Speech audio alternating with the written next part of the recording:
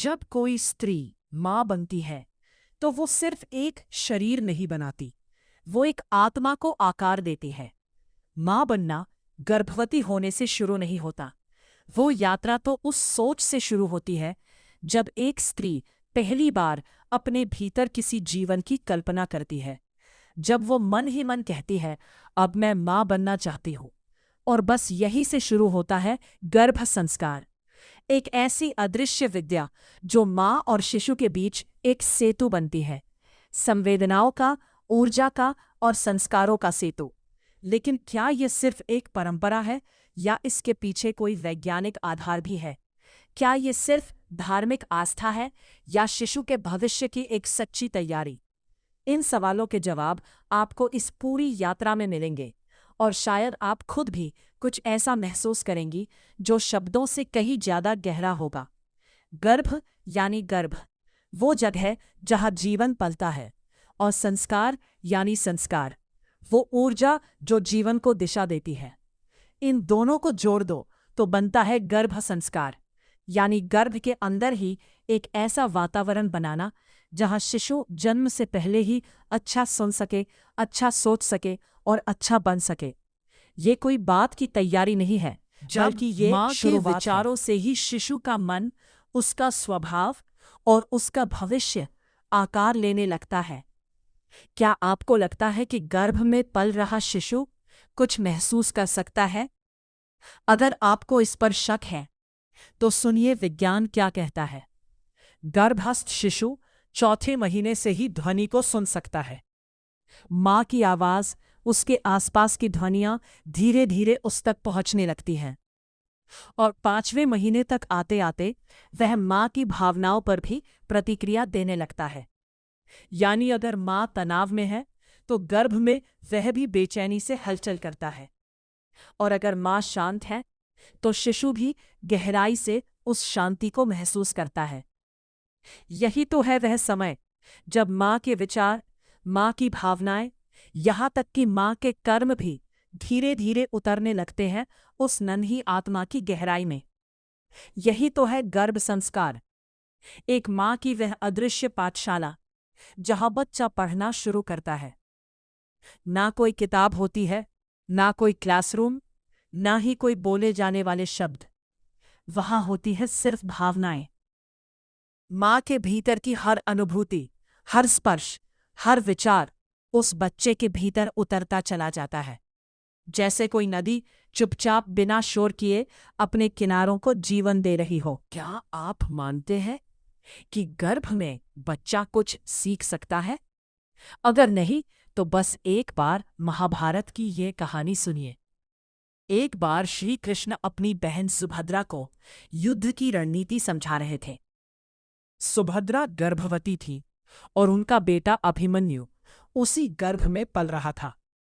सुभद्रा सुनते सुनते बीच में सो गई, लेकिन अभिमन्यु गर्भ में रहते हुए भी ध्यान से सब सुनता रहा।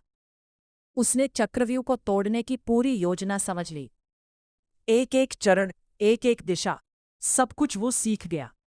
और यही कारण था कि जब युद्ध आया, अभिमन्यु ने वह चक्रव्यूह तोड़ दिया जिसे बड़े बड़े योद्धा भी नहीं समझ पाए थे। अगर आप ये पूरी कहानी विस्तार से सुनना चाहते हैं तो ऊपर आई बटन पर क्लिक करें। हमारी अभिमन्यु गर्भ कथा की दोनों पार्ट्स जरूर सुने। हर हिस्सा बताता है कैसे एक माँ के गर्भ में ही एक योद्धा बनता है। अब चलिए हम अपनी इस यात्रा को आगे बढ़ाते हैं, क्योंकि गर्भ एक पाठशाला है। अगर आप सिखाना चाहे तो अब आते हैं साइंस पर, क्योंकि ये जो हमने अभी अभी सुना, अभिमन्यु की कहानी, ये सिर्फ एक पौराणिक कथा नहीं है।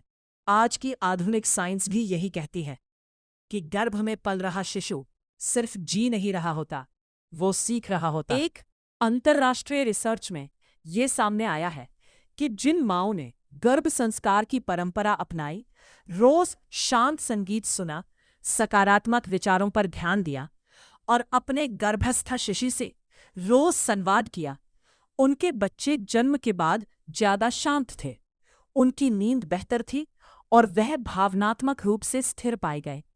यहाँ तक कि जब माँ रोज एक ही लोरी सुनाती थी तो वही लोरी जन्म के बाद भी बच्चे को तुरंत शांत कर देती थी, क्योंकि शिशु उस ध्वनि से, उस रिदम से पहले से जुड़ चुका था। यानी गर्भ संस्कार कोई प्राचीन कथा नहीं, ये आज के विज्ञान की भी सच्चाई है। अब अगला हिस्सा और भी ज्यादा जरूरी है, जहां हम जानेंगे कि आज के समय में गर्भ संस्कार की जरूरत और भी क्यों बढ़ गई है। भारत में गर्भ संस्कार को जीवन का पहला संस्कार माना गया है।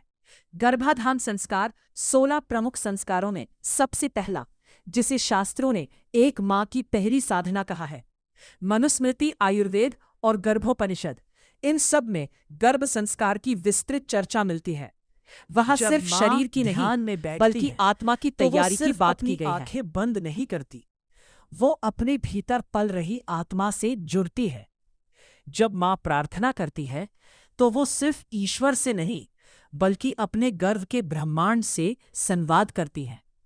यही तो है गर्भ संस्कार। कोई पुरानी परंपरा नहीं, कोई सामाजिक रस्म नहीं, ये तो वो संगम है जहां विज्ञान और श्रद्धा एक माँ के भीतर एक साथ बहते हैं।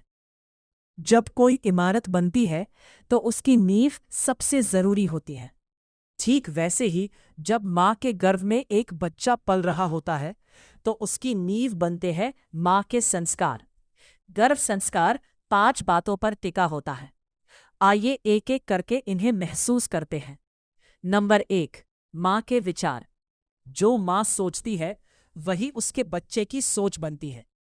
अगर माँ डरती है तो बच्चा भी वही डर भीतर ले आता है, और अगर माँ मुस्कुराती है तो वो मुस्कान उसके भीतर आत्मविश्वास बनकर पलती है।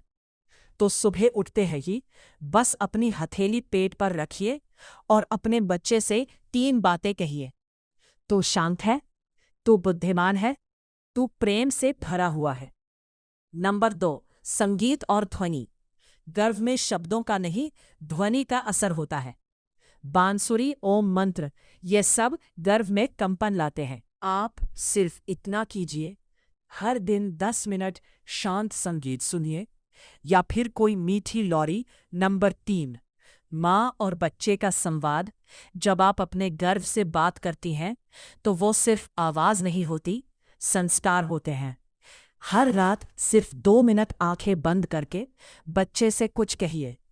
तू मेरी रोशनी है, तू मेरे मन की शांति है, मैं तुझे पूरा प्यार और सुरक्षा देती हूँ। नंबर 4, आहार और जीवन शैली। माँ जो खाती है वही शिशु के शरीर में बनता है, और जो सोचती है वही उसके मन में उतरता है। दिन की शुरुआत करें गुनगुने पानी और गायत्री मंत्र के साथ। खाना ताज़ा हो, सात्विक हो। नंबर 5, ध्यान और शांति। जब माँ शांत होती है तो बच्चा भी खुद को सुरक्षित महसूस करता है। हर सुबह 5 मिनट के लिए बस अपनी सांसों पर ध्यान दीजिए और एक मंत्र दोहराइए, ओम सर्वे भवन्तु सुखिनः। और अब जरा कल्पना कीजिए जैसे आप अपने गर्भ के अंदर एक हल्की सी रोशनी भेज रही है जो आपके बच्चे को ढक रही है, सुरक्षा और शांति के साथ। यदि आगे की कहानी सुनना है तो कमेंट में नेक्स्ट पार्ट टाइप करें और वीडियो को लाइक करें, साथ ही चैनल को सब्सक्राइब करें। धन्यवाद।